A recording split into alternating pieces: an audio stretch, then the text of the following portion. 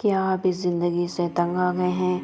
کیا آپ کو اپنے مقدر سے کوئی شکایت ہے؟ کیا آپ ان بدقسمت لوگوں میں سے ہیں جن کا تقدیر اس طرح منہ چڑھاتی ہے کہ پہلے دولت ناموری اور عیش و عشرت کے سبز باغ دکھائے اور جب وہ اس طرف لپکے تو کسی چٹیل ریگستان میں چھوڑ آئے جہاں دور دور تک سیراب ہی سیراب ہو، اور انہیں یہ دیکھ کر سخت مایوسی ہو کہ ہم تو جہاں سے روانہ ہوئے تھے اسی طرح کھڑے ہیں۔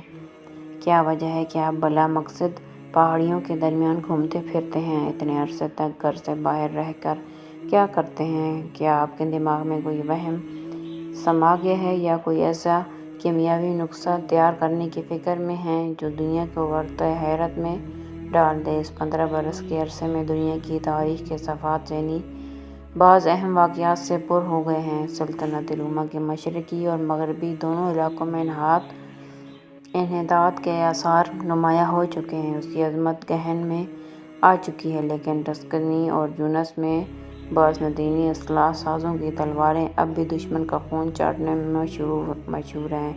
اصلاح خانے ہتھیاروں سے بدستور پر ہیں، جہازوں، منجنیقوں اور مستحکم قلعوں کی بھی کمی نہیں۔ فوجی تربیت گاہوں میں فنون جنگ کی تعلیم، افواج کی تنظیم اور نقل و حرب کی ترکیبیں آج بھی سکھائی جاتی ہیں، لیکن اب اس مملکت میں وہ نوجوان پیدا نہیں ہو رہے ہیں جو ان ہتھیاروں کو صحیح طور پر استعمال کر سکیں، قلعوں کے دفاع کا کام اپنے ہاتھ میں لینے کے قابل ہوں، جہازوں کو ٹھیک چلا سکیں، یا جو علوم بھی انہوں نے نظریاتی طور پر سیکھے ہیں ان کو جرأت مندانہ طور پر عمل میں لا کر کامیابی حاصل کر سکیں۔ جب سے جسٹینین نے ایک فاحشہ ملکہ کے ساتھ مل کر حکمرانی شروع کی ہے، اس وقت سے یورپی اور ایشیائی علاقوں میں زبردست بغاوتوں نے قیصر کے تخت کو ہلا کر رکھ دیا ہے۔ کسی شہنشاہ کی مطلق کل علانی کا دار و مدار اس کی مستحکم چھاؤنیوں پر ہوا کرتا ہے، لیکن اب یہ چھاؤنیاں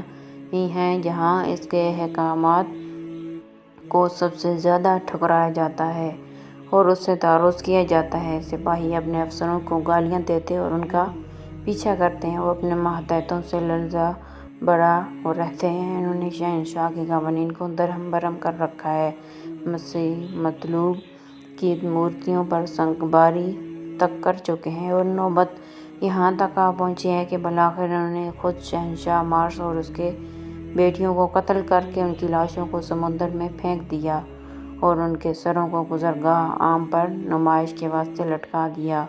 اس کے بعد فوکاس، جو ایک پستہ قامت، داڑھی منڈھا، سرخ بالوں اور گھنے ابروؤں والا سردار تھا، کچھ عرصہ مشرقی ممالک پر حکمرانی کرتا رہا۔ اسے نہ قانون سے واقفیت تھی اور نہ کسی علم و فن سے، حتیٰ کہ اسلحہ کے استعمال سے بھی باخبر تھا۔ بہت جلد مشتعل ہو جاتا، تکلیف پہنچنے کی صورت میں سخت گیری کرنے لگتا اور مخالف یا تنقید پر آپے سے باہر ہو جاتا۔ اس نے اپنے ایام سلطنت کام سے گریز، عیش کوشی اور شراب نوشی میں گزار دیے، حتیٰ کہ اسے اپنی ان بدعنوانیوں کی سزا یوں دی گئی کہ اسے ارغوانی شاہی لباس کی دریاں اڑائی گئیں، تاج چھین لیا گیا، پھٹے پرانے لباس میں ہتھکڑیاں پہنا کر نیم برہنہ پھرایا گیا، مردوں اور عورتوں نے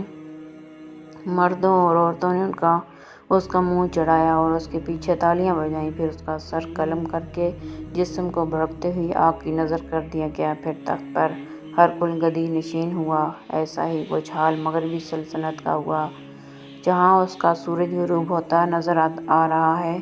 وہ شفق کی روشنی ابھی تک برقرار ہے جس عظیم سلطنت کو جسٹینین نے اپنی قوت و بازو سے نہ صرف مضبوط اور مستحکم کیا بلکہ اس کو کافی وسعت بھی دی تھی، اور جگ کا تماشا کی طرح بیٹھ گئی ہے۔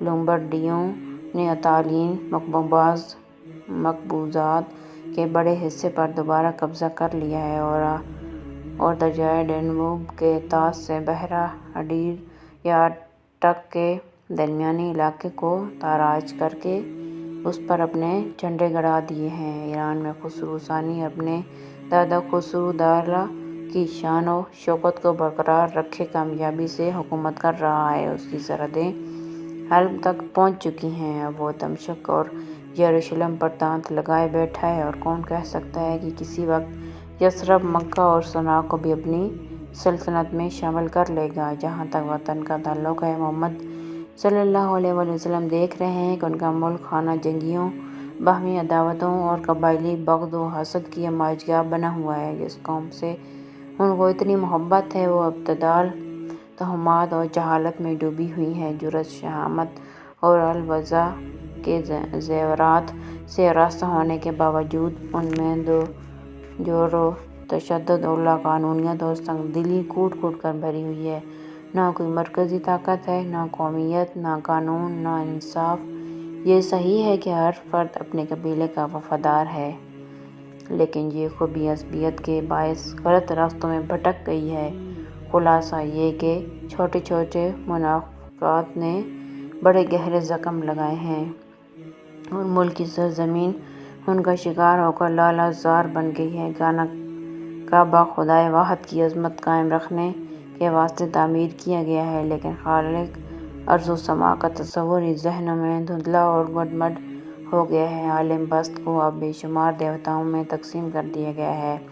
لوگوں کی معاشی زندگی بڑی دقیانوسی اور بعض امور میں تو سخت نفرت انگیز ہے۔ دختر کشی عام ہے، عورتوں کی حالت مویشیوں سے بہتر نہیں، ان کا مصرف محض نفسانی خواہشات کی تسکین سمجھا جاتا ہے۔ جوا اور شراب دن رات کے مشاغل ہیں، اور شخصی آزادی یا اجتماعی وفاداریوں کے تصورات بہت مبہم ہیں۔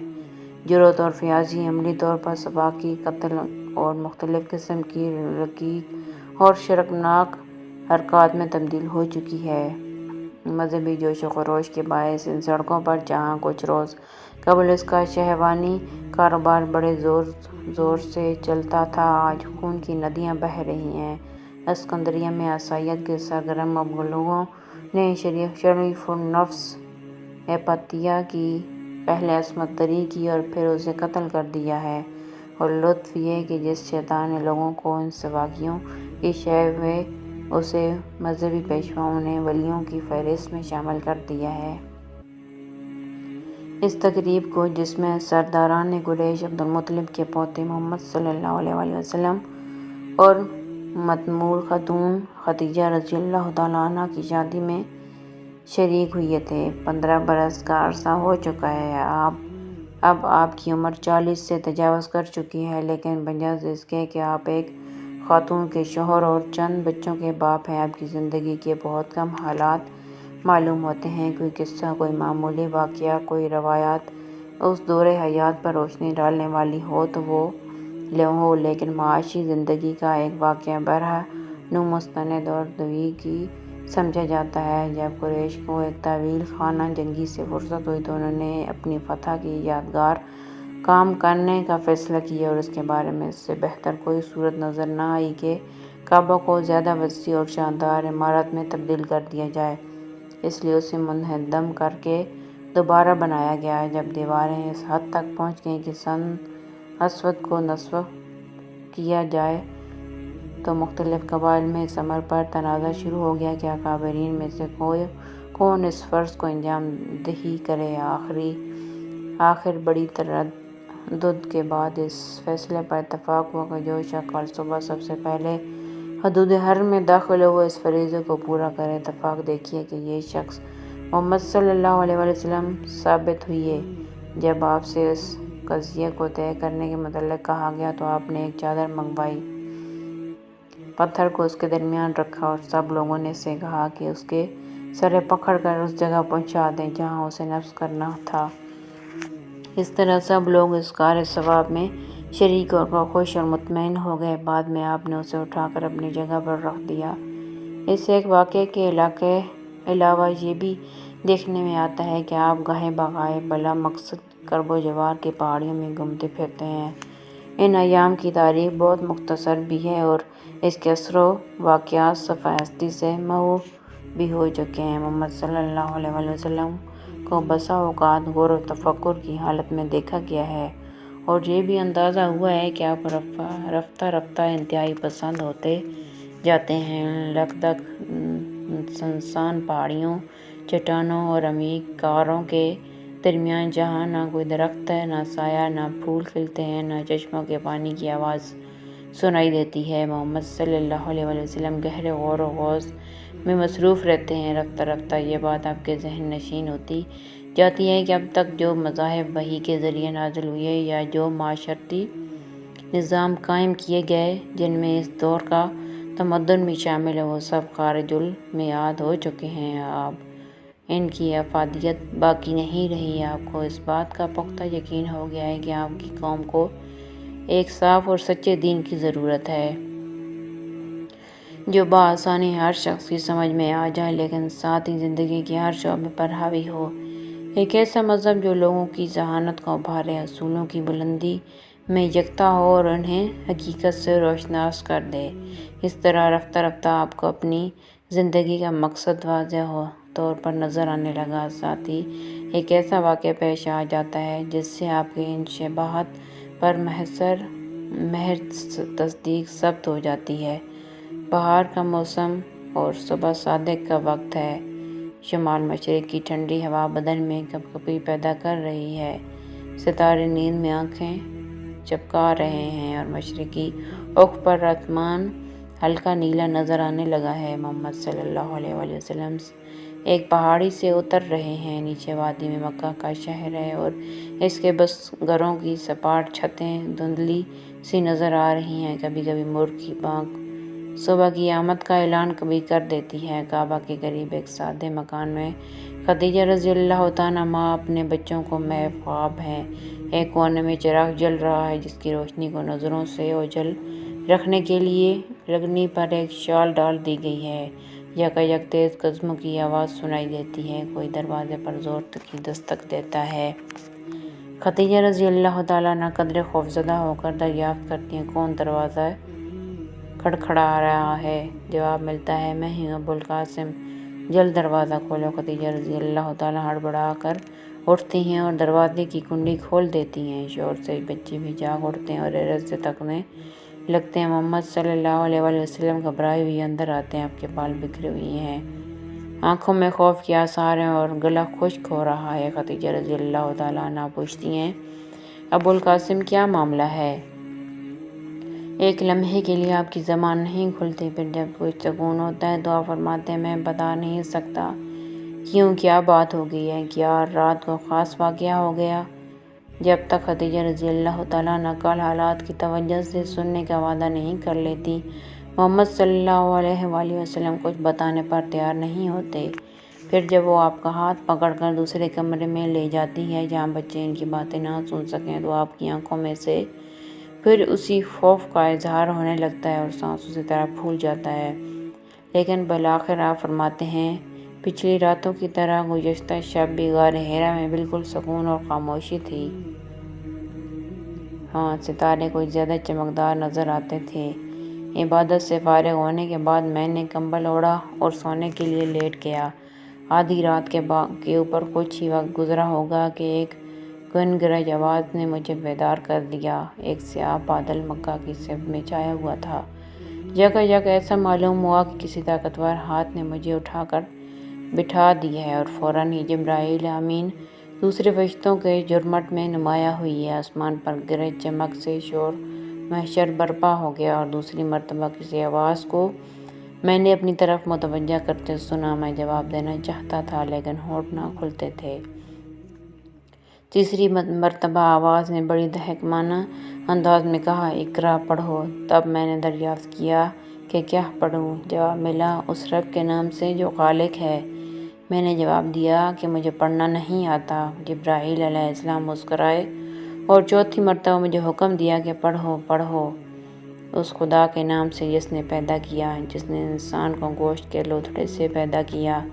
پڑھیے، آپ کا رب کریم ہے، وہ جس نے قلم کے ذریعے سے انسان کو علم سکھایا اور وہ باتیں بتائیں جو اسے معلوم نہ تھیں۔ پھر کیا ہوا؟ آسمانی گنبدوں کے وہی مظاہرے، گرج چمک اور اس کے بعد مکمل تاریکی۔ خدیجہ رضی اللہ تعالیٰ عنہا، میں سچ کہتا ہوں کہ یہ خواب کی کیفیت نہ تھی، بلکہ جو کچھ ہوا عالم بیداری میں ہوا۔ نہ میرے دماغ میں فطور آیا ہے، مجھے جان کا خطرہ ہے۔ ابو القاسم، اللہ آپ کو کبھی رسوا نہ کرے گا۔ آخر وہ کیوں آپ کو ضر پہنچائیں؟ آپ ہمیشہ سچ بولتے ہیں، برائی کے بدلے بھی لوگوں سے نیکی ہی کرتے ہیں۔ آپ اپنی بات کے پکے اور وعدے کے سچے ہیں۔ آپ مہربان بھی ہیں اور مؤخر بھی ہیں، لین دین میں کھرے ہیں اور شرم و حیا آپ کا تورائے امتیاز ہے۔ اسی روز شام کے وقت خدیجہ محمد کو اطلاع کیے بغیر اپنے بوڑھے نابینا چچا زاد بھائی ورقہ کے پاس جاتی ہیں، جو یہودی اور عیسائی دونوں مذاہب کی آسمانی کتابوں کے عالم ہیں۔ خدیجہ رضی اللہ عنہا کے بیان کو سن کر وہ اپنی خوشی ضبط نہیں کر سکتے اور ان کے جڑی بڑے رخساروں پر مسکراہٹ کھیلنے لگتی ہے۔ ان کی زبان سے بے اختیار نکلتا ہے، قدوسم قدوسم، مقدس مقدس، یہ تو وہ ناموس اکبر ہے جو حضرت موسیٰ علیہ السلام اور حضرت عیسیٰ علیہ السلام پر وحی لایا کرتے تھے۔ محمد صلی اللہ علیہ وآلہ وسلم سے کہہ دو کہ وہ خوش ہو جائیں اور ہمت نہ ہاریں، یہ مقدر ہو چکا ہے کہ وہ اپنی قوم کے پیغمبر ہوں گے۔ خدیجہ رضی اللہ تعالیٰ عنہا ورقہ کی پیشن گوئی سنانے کے واسطے فوراً ہی گھر لوٹ آتی ہیں اور کہتی ہیں، ابو القاسم، مجھے پہلے ہی معلوم تھا کہ جو کچھ آپ نے غار حرا میں دیکھا وہ کوئی دماغی حولہ نہ تھا۔ اب مجھے یقین ہو گیا ہے کہ اللہ تعالیٰ نے آپ کو اپنی قوم سے رسالت کے لیے منتخب کیا ہے۔ اللہ کے سوا کوئی معبود نہیں اور آپ اس کے رسول ہیں۔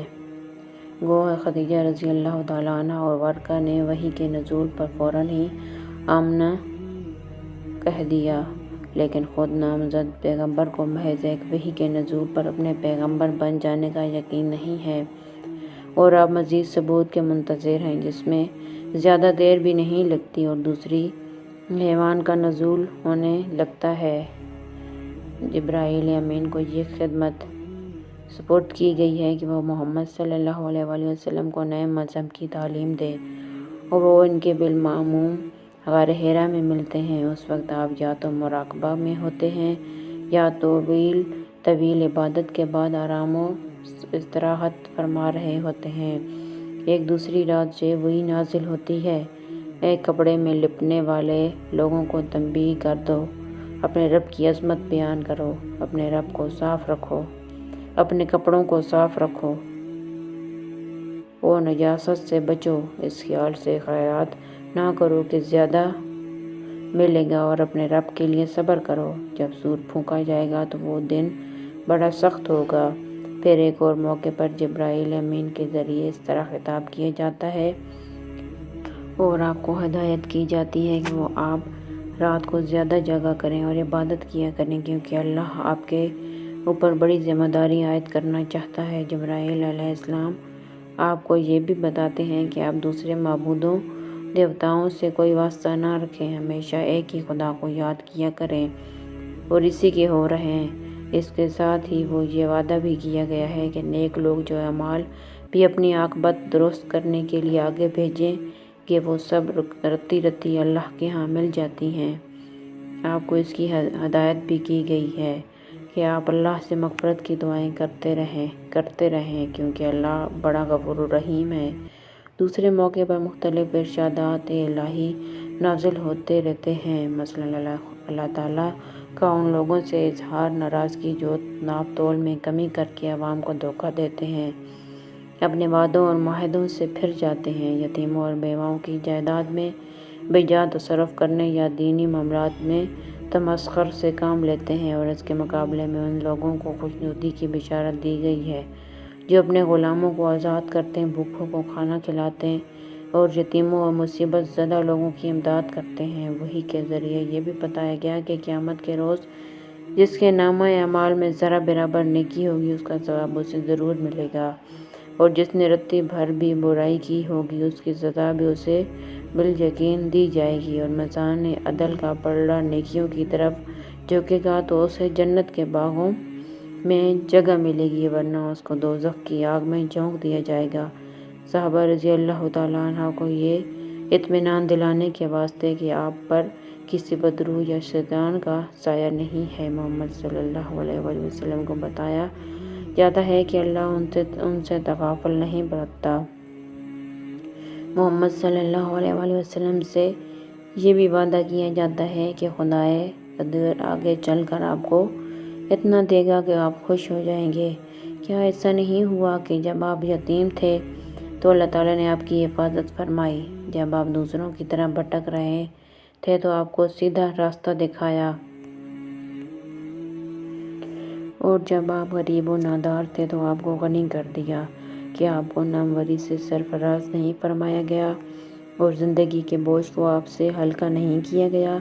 جب شب قدر میں آپ پر پہلے وحی نازل ہوئی، وہ 1000 راتوں سے زیادہ افضل تھی، اور اس رات کی برکت صبح تک باقی رہتی ہے، جس طرح اس رات نازل ہونے والا اسلام میں ابد تک قائم رہے گا۔ ان لوگوں کے بارے میں جو محمد صلی اللہ علیہ وآلہ وسلم کو بیٹوں کی وفات اور بیٹیوں کی زندگانی پر طعنہ زنی کرتے ہیں، خدا تعالیٰ فرماتا ہے کہ ہم نے آپ کو ایک طاقت کوثر عطا فرمائی ہے، اور آپ نہیں بلکہ آپ کے دشمن یعنی کفار ہی وہ لوگ ہیں جو بے نسل ہو کر رہ جائیں گے۔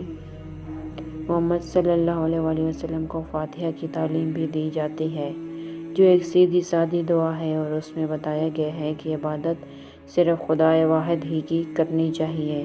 ہر قسم کی تعریف صرف اللہ ہی کے لیے ہے، جو تمام کائنات کا بادشاہ ہے، رحمان ہے، رحیم ہے، اور روز قیامت کا مالک ہے۔ اے خدا، ہم صرف تیری ہی عبادت کرتے ہیں اور صرف تجھی سے مدد کے خواستگار ہیں۔ ہمیں سیدھا راستہ دکھا دے، ان لوگوں کا راستہ جن پر تو نے اپنا فضل و کرم فرمایا، نہ کہ ان لوگوں کا راستہ جن پر تو نے غضب نازل کیا، یا جو صراط مستقیم سے برگزشتہ ہو گئے۔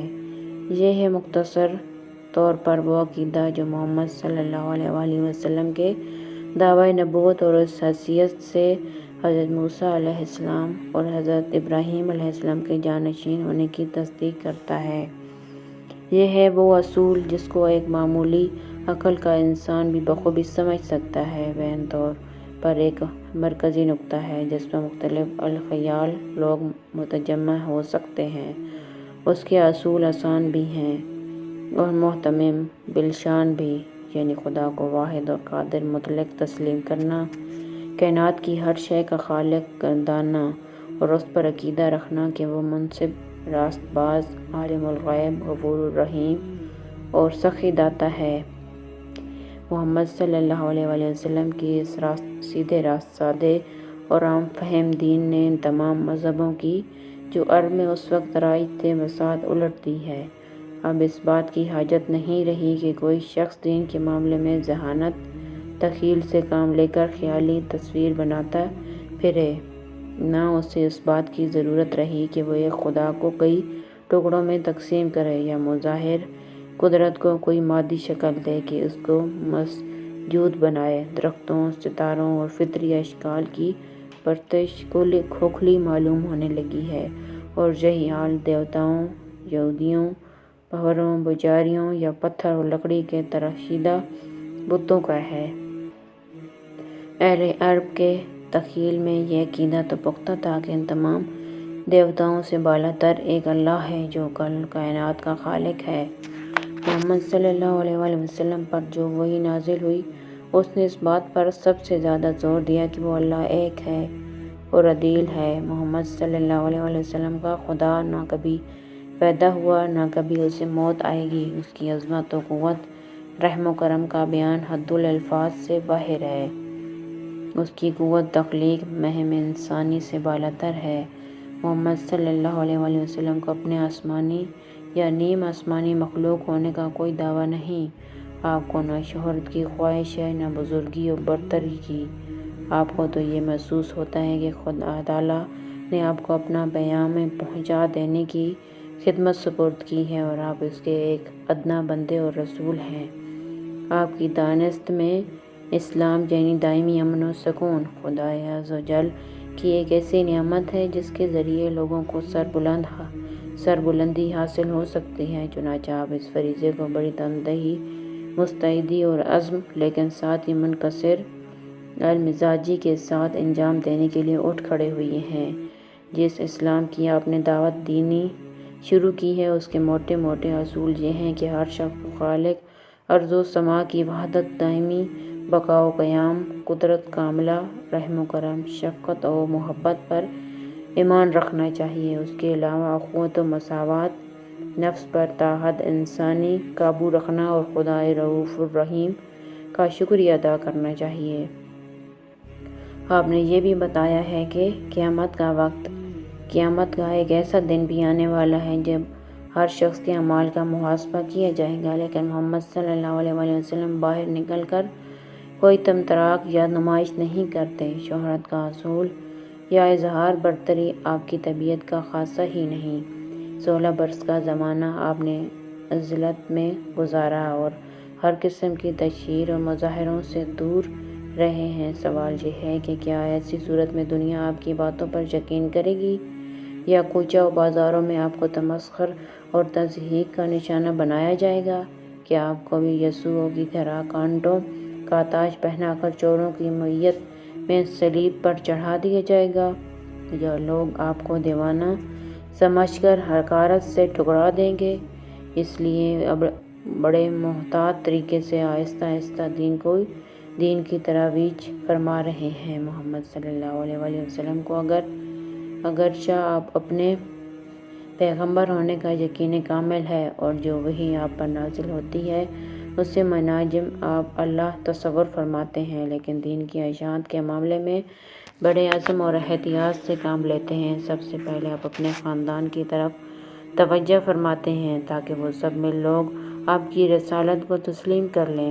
خدیجہ رضی اللہ تعالیٰ عنہا کا ایمان تو پہلے ہی سے پختہ ہے، بلکہ یوں کہنا چاہیے کہ ماحول کو دیکھتے ہوئے ضرورت سے کچھ زیادہ ہی ہے۔ آپ کی اولاد بھی ظاہر ہے کہ اس زمرہ میں شامل ہے۔ اس کے بعد علی رضی اللہ تعالیٰ عنہ کا نمبر آتا ہے جو کہ ابو طالب کے 11 سالہ فرزند ہیں اور حضور صلی اللہ علیہ وآلہ وسلم سے بے انتہا محبت کرتے ہیں۔